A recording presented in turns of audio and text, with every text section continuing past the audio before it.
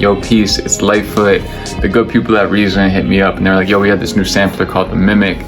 Any chance you want to try to make a whole beat using just that sampler? And I felt like I had to, I felt compelled to. I actually never even used it before. So I did a deep dive, made a couple beats, hated the first one, kind of like the second one though. So we're gonna do a breakdown on how I made it, the features that I used within the Mimic to make it work. So without further ado, let's do this little breakdown video about my beat and what I enjoy about the Mimic sampler. Let's jump into it. I primarily start with my drums. That's usually where I go first. Throw in this like little basic kick and snare. And what's really cool about Mimic is you have options, right? You have pitch, you have slice, you have multi-shot. 4 different modes allow you to manipulate it in different ways. Multi-shot's what I use for my drum elements, right? So I loaded up my kick into 2, and then my snare into 1. Made a really simple pattern. Mess with the compression a little bit and the noise, punch a little bit. Then I got into the hats. You have the slice functionality and you can mess with the sensitivity knob. And this sort of takes your sample and chops it up. And this type of stuff is really cool for auxiliary percussion, extra little groove things. The lows are taken out and it's really just kind of left with this high pass. And with the drums,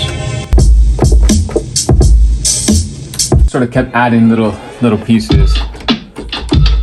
I had this break that I just threw into Mimic, and what's really cool about Mimic is it already sort of has some cool slice points, but when you mess with the sensitivity, you can really alter how much you're taking in and out. Just a quick little, and then just more tambourine stuff, and this was operated the same way. We had the slice point, mess with the sensitivity here because it was so many transients that it was getting a little hard to. Just added this for some more texture. The next piece was a sample where I had soul chop. You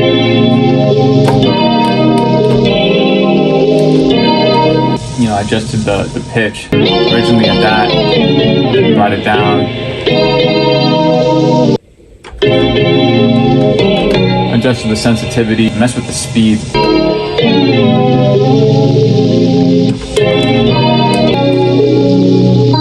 And sort of all together.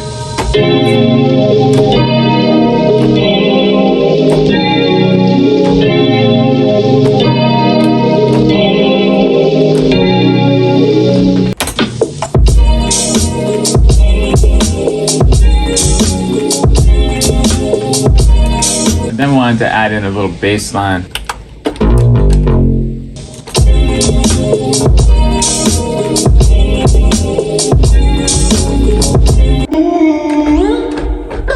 I like slammed the compression setting on the Mimic. I went super hard with the portamento. I set it to mono legato and then changed the portamento so that just have it going. I like having sort of this like other sample element adding to the back of it.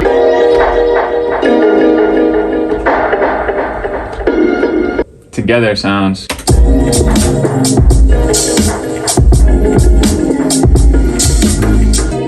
And then my favorite part is this little bass slide that came from that same sample. Little breakdown.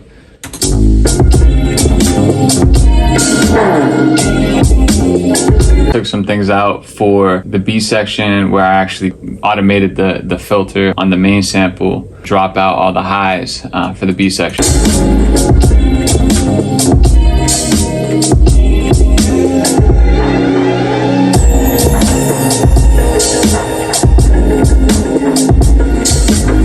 Some effects that I threw in, once again using that multi-shot feature.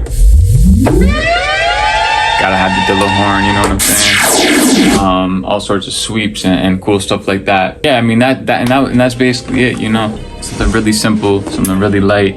Aside from the bass and aside from a couple other things, it's all done in Mimic, and it's so versatile. If you want to play a lead part, you can play that. If you want to chop up a sample, you can do that. You want to, you know, have a bunch of different like drum racks that you kind of have loaded up a Mimic, you could do that. And within each one of those slices, You can alter the parameters really heavily and creatively. So let's hear what we got, and let's see what the beat sounds like all together.